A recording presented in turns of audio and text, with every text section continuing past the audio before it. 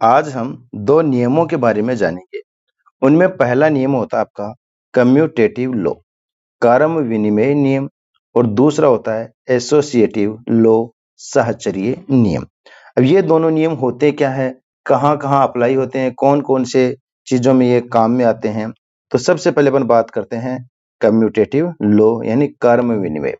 कर्म विनिमय का जैसे एग्जाम्पल आप समझें कि मैं यहाँ पर क्या करता हूँ, एक आपके पास जैसे 5 है और एक आपके पास कितना है, 6 है। 5 में 6 को मैं यहाँ पर ऐड कर रहा हूँ, प्लस कर रहा हूँ, ठीक है।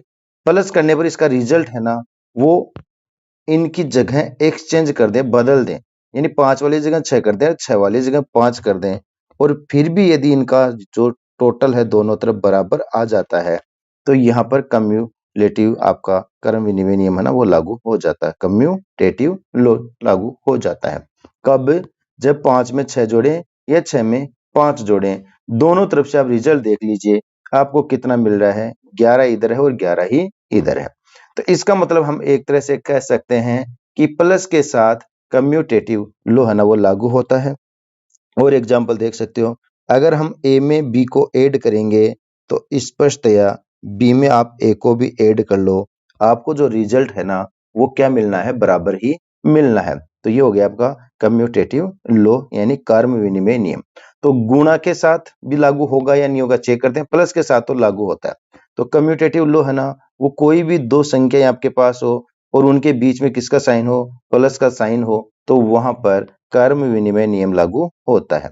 अब मल्टीप्लाई के साथ देखते हैं, यदि मैं 5 को मल्टीप्लाई करूं 6 से और फिर उल्टा 6 को मल्टीप्लाई करूं 5 से, देखिए हमने इनकी जगह चेंज कर दी है। 5 गुणा 6 था, यहाँ पर लिखा गया 6 मल्टीप्लाई 5। तो 5 को 6 से मल्टीप्लाई करोगे तो भी 30 ही आएगा, 6 को 5 से करेंगे तो भी 30 ही आएगा। यानी दोनों जगह से आपने रिजल्ट देखा, आपको कितना मिला, 30 ही मिला। यानी हम कह सकते हैं a इंटू बी बराबर होता है b इंटू ए। तो मल्टीप्लाई का जो चिन्ह होता है उसमें भी हमारा कर्म विनिमय नियम लागू हो जाता है। तो इसका मतलब एक चीज हमने ये और देख ली कि गुणा का निशान यदि किन्हीं भी दो संख्याओं के बीच में होता है तो वहां पर कम्यूटेटिव लॉ हमेशा लग जाता है, कर्म विनिमय नियम वहां पर हमेशा लग जाता है। तो प्लस में लग गया, गुणा में लग गया। अब जरा माइनस में हम चेक करते हैं, 5 और माइनस का 6। 5 में से हम -6 करेंगे तो यहाँ पर जो रिजल्ट है वो आता है बेटा -1, यानी 5 - 6 इज इक्वल टू -1। अब इनकी जगह चेंज करते हैं, 6 - 5, यानी 6 में से हम 5 को कम करेंगे तो 6 में से 5 कम तो हो जाएगा आराम से, लेकिन यहाँ पर 1 है ना, वो क्या आएगा, प्लस का आएगा, पॉजिटिव आएगा। तो इन दोनों जानकारियों से हमें क्या रिजल्ट मिला, तो बेटा यहाँ से रिजल्ट ये मिला कि 5 - 6 और 6 - 5, हमने दोनों की जगह जरूर चेंज की है। क्या ये दोनों बराबर है? अगर ये दोनों बराबर हो जाते तो माइनस में भी क्या हो जाता, कम्यूटेटिव लॉ लागू हो जाता। लेकिन ये दोनों बराबर नहीं है। क्यों नहीं है? क्योंकि 5 माइनस जो 6 है उसकी वैल्यू -1 है और 6 - 5 की वैल्यू कितनी है, +1 है। -1 +1 के इक्वल नहीं होता है, तो ये दोनों बराबर नहीं होंगे। और अगर ये दोनों बराबर नहीं होंगे तो माइनस में कर्म विनिमय नियम लागू नहीं होगा। ठीक है। अब हमारे पास कौन बच गया, भाग का निशान। चलो हम भाग में भी चेक कर ही लेते हैं। जैसे आपके पास 10 हो, 10 में आप भाग दे दें किसका, 5 का। 10 में हम 5 का भाग लगाते हैं तो हमें उत्तर मिलते हैं कितने, 2। और यदि हम इसको उल्टा कर देते हैं, 5 में 10 का भाग लगा देते हैं तो हमें मिलता है 0.5 या 1/2। ठीक है। तो यहां से स्पष्ट होता है कि 10 भाग 5 और 5 भाग 10, अगर इन दोनों की हम जगह चेंज कर देते हैं तो 10 में 5 का भाग देने पर 2 आता है, लेकिन 5 में 10 का भाग देने पर 0.5 आ जाता है। यहाँ पर हमने देखा कि ये दोनों बराबर नहीं है। क्यों नहीं है? क्योंकि इसकी वैल्यू है वो 2 आती है और इसकी जो वैल्यू कितनी आती है, 0.5 आती है। तो ये दोनों यहाँ पर बराबर नहीं है, तो ये चिन्ह कट जाएगा। तो कम्यूटेटिव लॉ कहाँ लग जाता है, प्लस और गुणा के साथ तो लग जाता है, लेकिन माइनस और डिवाइड के साथ आपका कम्यूटेटिव लॉ है ना, वो लागू नहीं होता है। तो ये तो बात हो गई बेटा कम्यूटेटिव लॉ यानी कि कर्म विनिमय नियम की। अब अपन बात करते हैं एसोसिएटिव लॉ। एसोसिएटिव लॉ में क्या होता है, ध्यान देना, यहाँ पर हमारे पास 3 नंबर आप यूज में लेने होते हैं। कितने नंबर, 3 नंबर। कम्यूटेटिव में सिर्फ ओनली 2 नंबरों का खेल चलता है, यहाँ पर चलने वाला है 3 नंबरों का खेल। और ध्यान देना कैसे, पहले हम यहाँ पर भी प्लस चिन्ह की ही बात करेंगे। प्लस चिन्ह का मतलब जैसे आपके पास आप कोई भी नंबर ले सकते हो, जैसे 3 ले लो, फिर प्लस का 4 ले लेते हैं और फिर प्लस का ही 5 ले लेते हैं, ठीक है। और इनको 2 बार लेना आपको, ताकि दोनों जगह से अगर रिजल्ट इक्वल आता है तब तो यहाँ पर क्या हो जाएगा, आपका एसोसिएटिव लॉ लागू हो जाएगा। 3 4 5 3 4 5, ठीक है। दोनों जगह 3 नंबर सेम रखने, बस यहाँ पर थोड़ा सा खेल ब्रैकेट का रहेगा। इसमें जो हम ब्रैकेट लगाएंगे पहले और दूसरे नंबर पर, और दूसरे में हम लगा देंगे दूसरे और तीसरे के ऊपर।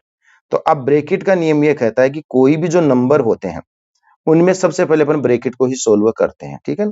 तो यहाँ पर 3 में पहले हम 4 को जोड़ेंगे, जबकि यहाँ पर हम पहले 4 में 5 को जोड़ेंगे।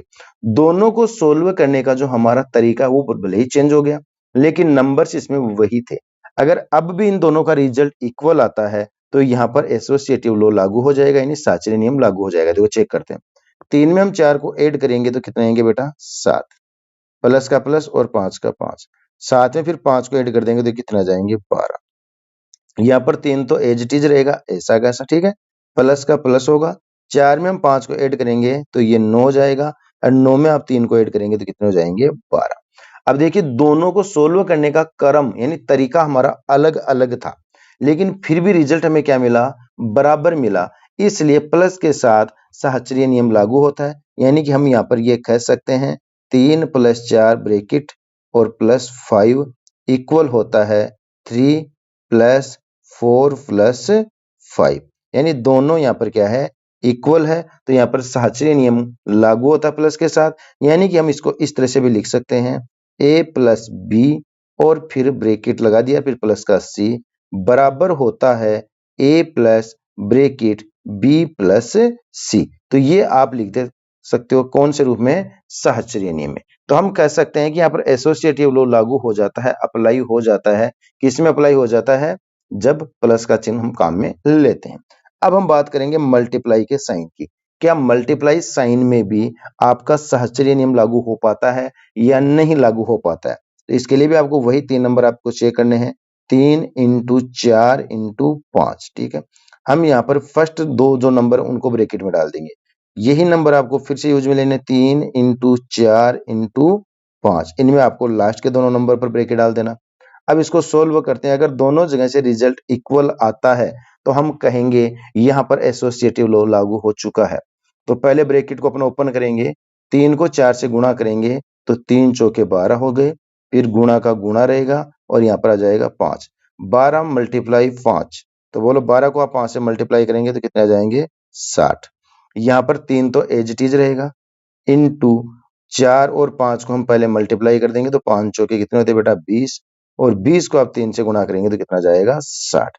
चेक कर लीजिए दोनों जगह से आपको रिजल्ट यहाँ पर बराबर मिला है। तो इसके आधार पर हम कह सकते हैं a × b × c बराबर होता है a × b × c, ये दोनों बराबर होता है। तो यहाँ पर आपका कौन सा नियम, सहचर्य नियम, एसोसिएटिव लॉ लागू हो जाता है।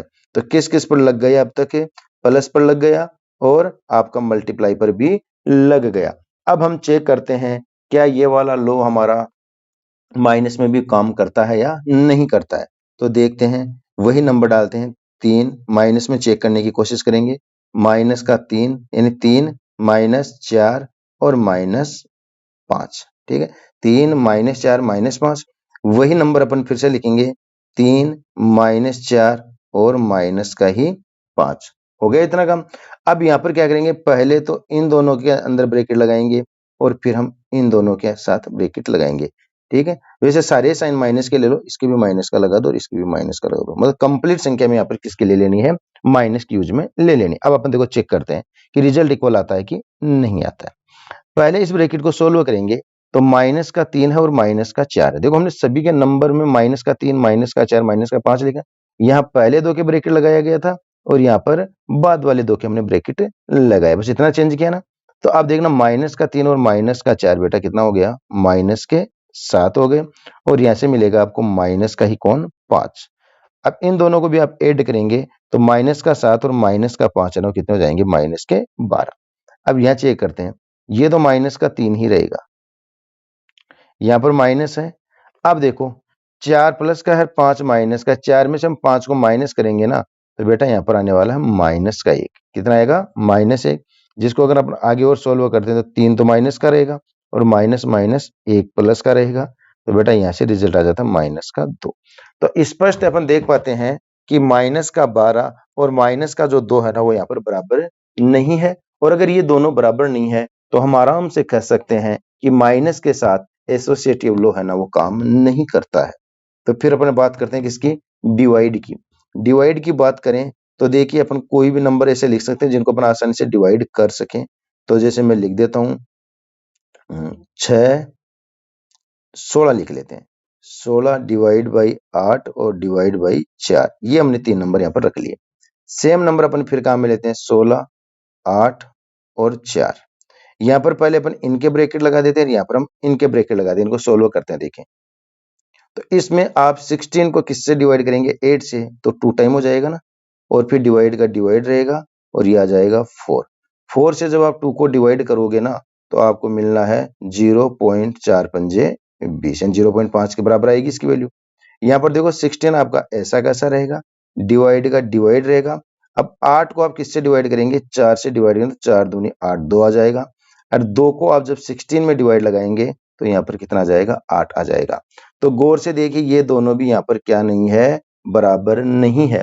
तो इसलिए हम कह सकते हैं कि माइनस और भाग के साथ एसोसिएटिव लॉ है वो काम नहीं करता है। तो दोनों में आपने एक चीज देखी है कि कम्यूटेटिव जो लॉ है वो प्लस के साथ और गुणा के साथ ही काम करता है, और एसोसिएटिव लॉ है ना, वो भी प्लस और गुणा के साथ ही काम करता है। बाकी के साथ ये दोनों काम नहीं करते हैं। माइनस में कम्यूटेटिव लॉ भी नहीं लगता है, एसोसिएटिव लॉ भी नहीं लगता है, ना ही भाग के साथ लगता है। तो आपको अगर ये जानकारी अच्छी लगी हो, समझ में आ गई हो, तो वीडियो को लाइक कर देना, शेयर कर देना, और चैनल पर पहली बार आए हो तो चैनल को सब्सक्राइब भी कर लेना।